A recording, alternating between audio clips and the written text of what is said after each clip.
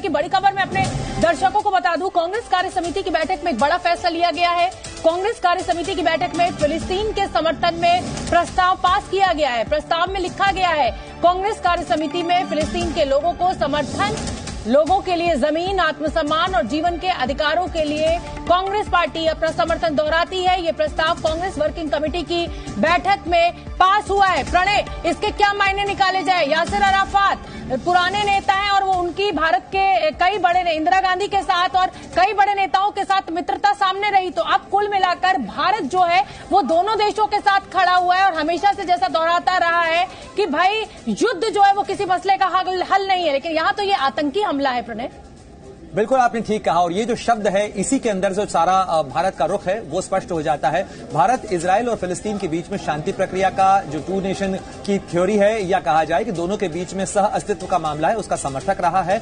और फतह और हमास ने जब मिलकर राजनीतिक प्रक्रिया शुरू करने की बात की थी, तब भी भारत ने उस चीज का, यूनिटी गवर्नमेंट का भारत ने 2014 के अंदर समर्थन किया था। लेकिन यहां मसला आतंकवाद का, और अगर आप देखिए प्रधानमंत्री नरेंद्र मोदी ने जो ट्वीट किया था इस घटना के बाद, उसी के अंदर स्पष्ट किया था कि भारत आतंकी हमले में इजराइल के साथ खड़ा हुआ है, क्योंकि भारत हमेशा से दुनिया के हर मंच पर आतंकवाद का विरोध करता रहा है। और जिस तरीके से हमास ने इस हमले को अंजाम दिया, जिस तरीके से मासूम नागरिकों को मारा गया, जिस तरीके से कत्लेआम किया गया, जिस तरीके से बंधक संकट अभी भी बरकरार है और 100 से ज्यादा जो नागरिक हैं वो अभी भी हमास के कब्जे के अंदर हैं, गाजा के अंदर हैं, इसी बीच में ये जो आतंकी संकट है, आतंकवाद का जो मसला है, उसके ऊपर भारत ने साफ किया है कि वो खुलकर इसमें साथ है। इसलिए इसके अंदर फिलिस्तीन को लेकर जो भारत का समर्थन है उसका मसला नहीं है, यहां पर मसला आतंकवाद का है। और इस आतंकवाद के मामले के